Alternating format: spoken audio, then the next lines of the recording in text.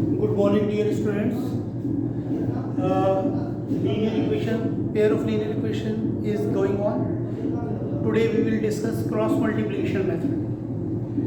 In exercise 3.5, we will solve questions with the help of cross multiplication method. So first of all, we have to learn about it. हमें इनके बारे में सीखना है कि cross multiplication क्या होता है. देखिए, जब भी दो इक्वेशंस को सॉल्व करना होता है तो हमने पहले सीखा था कि एलिमिनेशन मेथड से सॉल्व कर सकते हैं या सब्स्टिट्यूशन मेथड से सॉल्व कर सकते हैं, और थर्ड मेथड है क्रॉस मल्टीप्लिकेशन मेथड. तो क्रॉस मल्टीप्लिकेशन मेथड जो है लॉन्ग क्वेश्चन में आपके यूज़ किया जाता है. अगर वो आपसे बोले कि क्रॉस मल्टीप्लिकेशन मेथड से सॉल्व करिए तभी आपको करना है, वरना आपको एलिमिनेशन मेथड सबसे सूटेबल मेथड है करने के लिए. तो क्रॉस मल्टीप्लिकेशन मेथड की वर्किंग देख लीजिए क्या होता है कि हम इसे कैसे क्रॉस मल्टीप्लिकेशन मेथड को सीखना है. देखिए, सबसे पहले आपको पेयर ऑफ लीनियर इक्वेशन मिलता है a1x + b1y + c1 = 0. उसी तरीके से दूसरी इक्वेशन भी हमने लिखी. ये स्टैंडर्ड फॉर्म लिखी हुई है लीनियर इक्वेशन में. आपको वहाँ पर इक्वेशन कुछ इस तरीके से लिखी हुई है. तो हमने तो स्टैंडर्ड फॉर्म लिए. सबसे पहले लेफ्ट साइड देखना है आपको, राइट बिल्कुल नहीं देखना है. पहले लेफ्ट देखिए. तो जैसे ही आपको इक्वेशन मिल जाती है तो क्रॉस मल्टीप्लिकेशन में आप करते क्या है, सबसे पहले आप x लिखते हैं, y लिखते हैं और 1 लिखते हैं गैप देकर बीच में. जैसे मैंने थोड़ा सा यहाँ से मैं हटा दूँ, पेंसिल कर दूँ कि मैंने क्या लिखा, आपको क्लियर होगा कि ये क्या लिखा है. सब यहाँ पर हमने x y 1 लिख दिया. x कौन वेरिएबल, y कौन वेरिएबल और 1 कौन आपका कांस्टेंट है. हमें इस चीज में ये ध्यान रखना है कि अगर इक्वल के अंदर कुछ भी लिखा है तो पहले उसे इधर लेके आना है.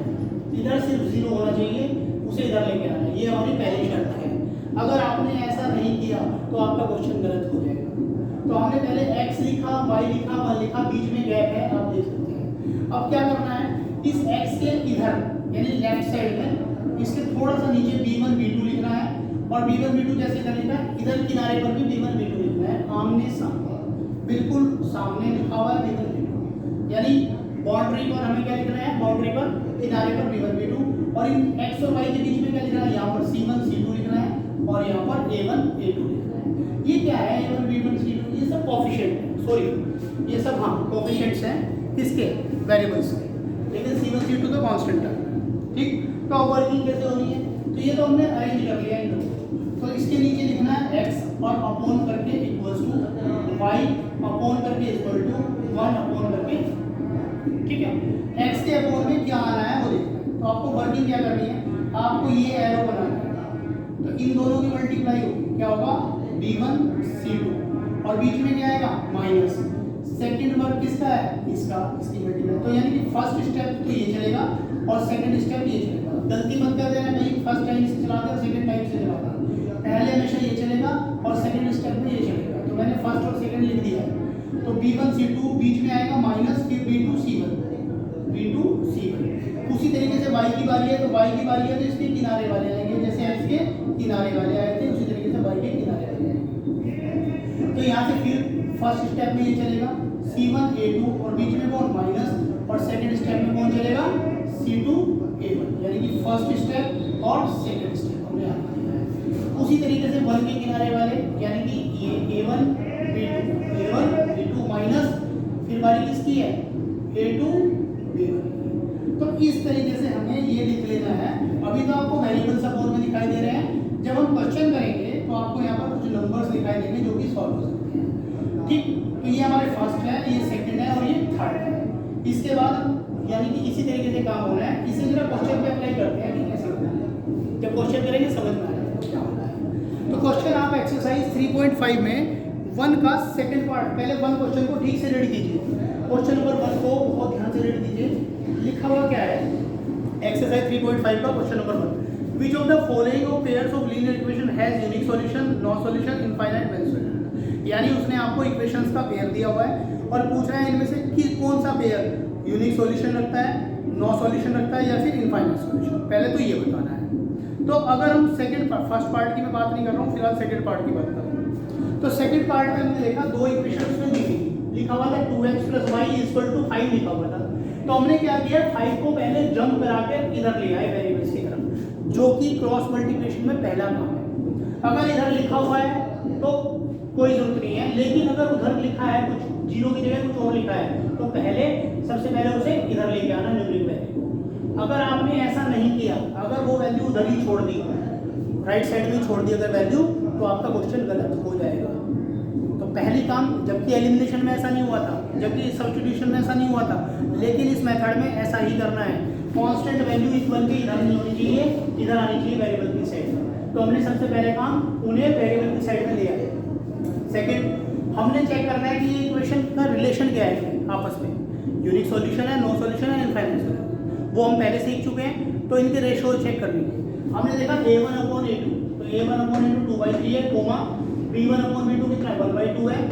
हमने देखा ये दोनों रेशियो आपस में इक्वल नहीं है, तो c1 c2 फाइंड करने की जरूरत क्या है, तो दोनों इक्वल नहीं है, तो लिख दिया here a1/a2 is not equal to b1/b2। तो इसका रिजल्ट क्या निकलता है, रिजल्ट ये कि so equations have unique solution. Equation के क्या है, यूनिक सॉल्यूशन, यानी कि ये दो लाइन आपस में इंटरसेक्टिंग मोड में होगी, आपस में एक पॉइंट पर कट कर रही होंगी, तो एक सॉल्यूशन है, यानी कि दोनों के लिए वही सेम सॉल्यूशन है। तो इतना तो हमने कर लिया। अब उसने क्वेश्चन में सेकंड लाइन में कुछ कहा था, ध्यान से देखिए, in case there is unique solution, अगर इनका यूनिक सॉल्यूशन है तो इसे क्रॉस मल्टीप्लिकेशन की हेल्प से सॉल्व करना। समझ में आई? अगर यूनिक सॉल्यूशन है तभी क्रॉस मल्टीप्लिकेशन लगाना है, और उसने माना, और उसने किसी के लिए कहा है कि अगर नो सॉल्यूशन है तब भी क्रॉस मल्टीप्लिकेशन लगाओ, या इनफाइनाइट सॉल्यूशन है तब भी क्रॉस मल्टीप्लिकेशन लगाओ, ऐसा कुछ नहीं बोला। यूनिक है तो ही क्रॉस मल्टीप्लिकेशन लगाना है। अगर यूनिक नहीं आ रहा है, यूनिक के अलावा कुछ और दो रिजल्ट आ रहे हैं, दो में से कोई और आ रहा है, तो आपका क्वेश्चन यहीं पर ही खत्म हो जाएगा। जैसे कि फर्स्ट पार्ट है, उसमें आपका नो सॉल्यूशन आएगा, उसमें रिजल्ट बनेगा a1/a2 equal to b1/b2 is not equal to c1/c2, तो वहाँ पर नो सॉल्यूशन आएगा, तो आपका क्वेश्चन यहीं खत्म हो जाएगा, क्रॉस मल्टीप्लिकेशन पे नहीं जाएगा। Is that clear? ठीक है, तो शर्त थी क्रॉस मल्टीप्लिकेशन यानी कि यूनिक है, तो क्रॉस मल्टीप्लिकेशन का प्रोसीजर क्या होता है देखिएगा, जैसे कि मैंने यहाँ पे किया था, तो आपकी दो इक्वेशन ये थी, उसी तरीके से दो इक्वेशन ये थी, तो हमने y क्रॉस मल्टीप्लिकेशन लिखा, x y 1 लिखा, ठीक है। x y 1 लिखने के बाद हमने क्या किया, x के इधर किनारे पे और 1 के किनारे पे, यानी बाउंड्री पे हमने क्या लिख दिया, b1 b2 कितना है, यहाँ पर b1 देखो कितना है +1 है, और यहाँ b2 कितना है +2, तो प्लस को लिखने की जरूरत नहीं है, तो इधर 1 2 1 2, बीच में जगह किसकी थी, c1 c2 की जगह थी बीच में, x y के बीच में, तो c1 c2 कितना है, c1 कितना है -5, साइन के साथ लेना है, कोई भी नंबर बिना साइन के नहीं लेना है, तो c1 कितना है -5 और c2 कितना है -8। यहाँ पर जगह किसकी थी, a1 a2 की, तो a1 कितना है 2 और a2 कितना है 3। अब क्रॉस मल्टीप्लिकेशन कैसे करना है, ध्यान से देखिए, मैं इसे यहाँ से कैंसिल कर दे रहा हूँ आपको दिखाने के लिए। इसके बाद हमने क्या किया था, ये इस तरीके से लिखे थे, x/y/1/, x के अपोन में क्या जाएगा, देखिए इसके किनारे वाले नंबर के साथ प्रोसीजर होगा। तो फर्स्ट स्टेप में ये चलेगा, 1 की -8 से मल्टीप्लाई तो -8 होता है, और बीच में क्या आता है माइनस, मैंने बोला था कि माइनस आता है, तो बीच में माइनस आता है, सोचिए, तो ये कितना है 2 5 का -10, तो बीच में माइनस था, तो माइनस माइनस कितना हो जा रहा है, +10 हो जा रहा है। ओके, ये -10 है, और बीच में एक माइनस ऑलरेडी था, इनके बीच में माइनस होता है, तो माइनस माइनस कितना बन गया +10। अब सेकंड स्टेप हो चुका है हमारा,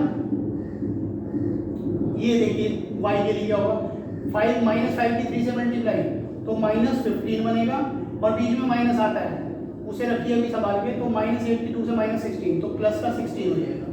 यहाँ पर फिर देखिए, इसके बाद 4 2 जा 4, और बीच में माइनस तो 3, कोई प्रॉब्लम नहीं, x/2 हो जाएगा, y/1 हो जाएगा, और 1/1। यहाँ पर केस बन रहे हैं 3, फर्स्ट सेकंड एंड थर्ड। अब आपको क्या करना है, इन्हें बारी बारी से दो को एक साथ लेना है। हमने कहा फर्स्ट और थर्ड को साथ में लेते हैं, फर्स्ट और थर्ड को साथ में लेंगे तो आपकी x की वैल्यू आ जाएगी, सेकंड और थर्ड को साथ में लेंगे तो y की वैल्यू। अब बात आती है कि सर फर्स्ट और थर्ड को क्यों लिया, फर्स्ट और सेकंड को क्यों नहीं लिया। फर्स्ट और सेकंड को इसलिए नहीं लिया क्योंकि दोनों जगह अननोन है, x भी अननोन और y भी अननोन, तो आपका आंसर या तो x की फॉर्म में आएगा या y की फॉर्म में, इसलिए नहीं लिया।